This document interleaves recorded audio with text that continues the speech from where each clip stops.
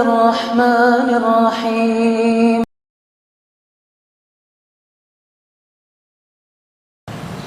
Nikmat dunia dengan nikmat hidayah beda.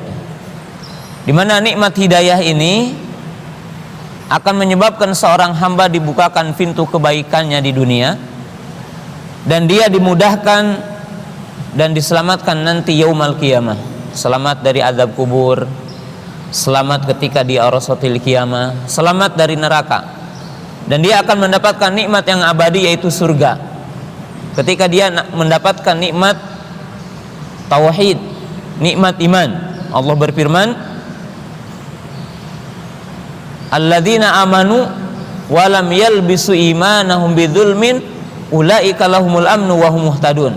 Jadi orang-orang beriman dan tidak mencampur adukan keimanannya dengan kezaliman, dengan kesyirikan, dengan maksiat, maka bagi mereka keamanan, kedamaian. Artinya di sini akan mendapatkan kebahagiaan yang hakiki, baik di dunia ataupun akhirat. Nah, ini kalau nikmat hidayah, nikmat iman, nikmat takwa, nikmat tauhid. Adapun nikmat dunia, sebenarnya nikmat dunia ini kalau kita telaah dalam bentuk contoh yang pertama,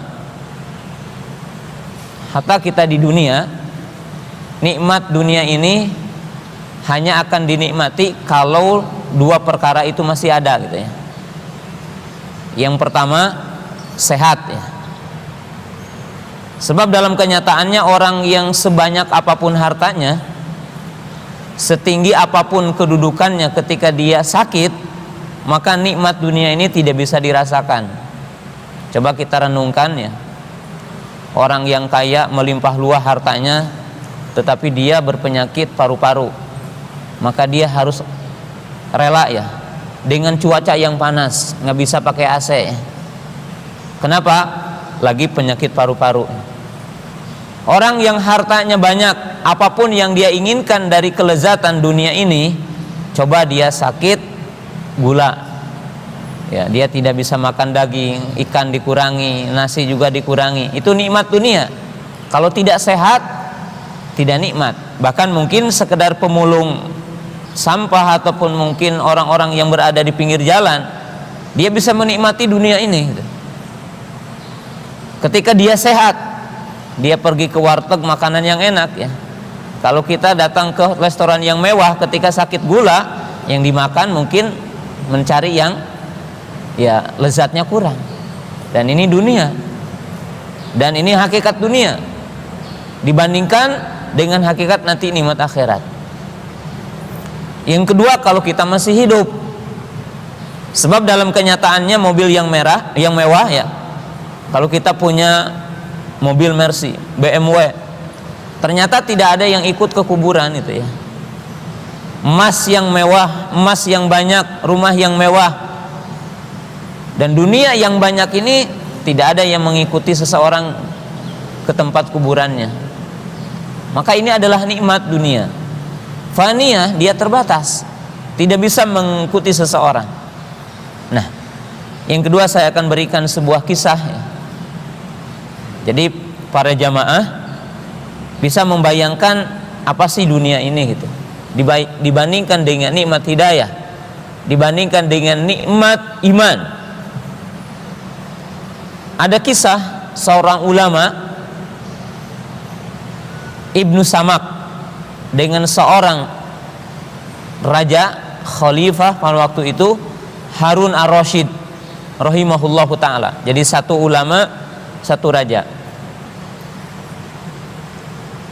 Lalu bertamulah, satu ketika beliau bertamu, lalu dihidangkan satu gelas air.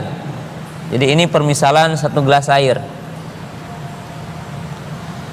Maka jamaah yang dirahmati Allah Subhanahu wa taala, ketika Amirul Mukminin yaitu Harun ar-Rasyid mau meneguk satu gelas air ini, mau meminumnya, maka Ibnu Samak memberikan mau'idhah, memberikan pelajaran,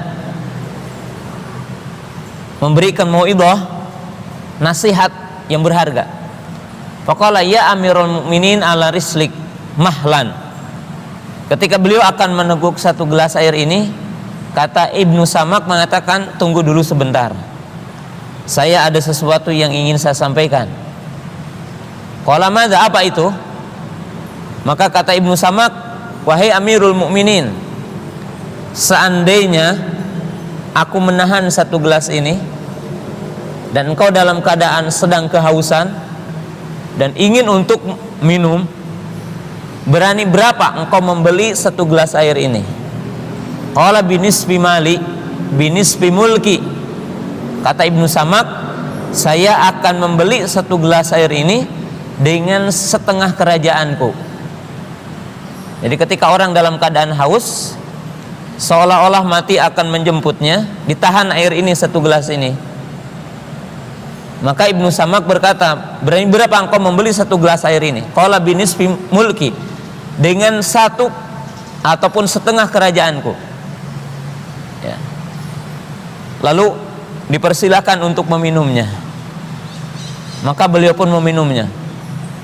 Setelah beliau meminumnya, maka Ibnu Samak bertanya lagi, ya Amirul Mukminin, wahai Amirul Mukminin, kalaulah satu gelas air ini tertahan, tidak bisa dikeluarkan, tertahan di perut, sehingga tidak bisa qada hajat, berani berapa engkau membayar dokter, seorang ahli, untuk mengeluarkan kotoran dari perutmu, artinya untuk mengeluarkan qada hajat? Qala bi jami'i mulki. Maka beliau mengatakan, saya akan membayar orang itu dengan seluruh kerajaanku. Ini para ibu yang dirahmati Allah Ta'ala, tadaburi dengan harta yang kita miliki hari ini. Mungkin kita kesini membawa mobil, atau mungkin tadi kita naik taksi atau naik mobil yang lainnya,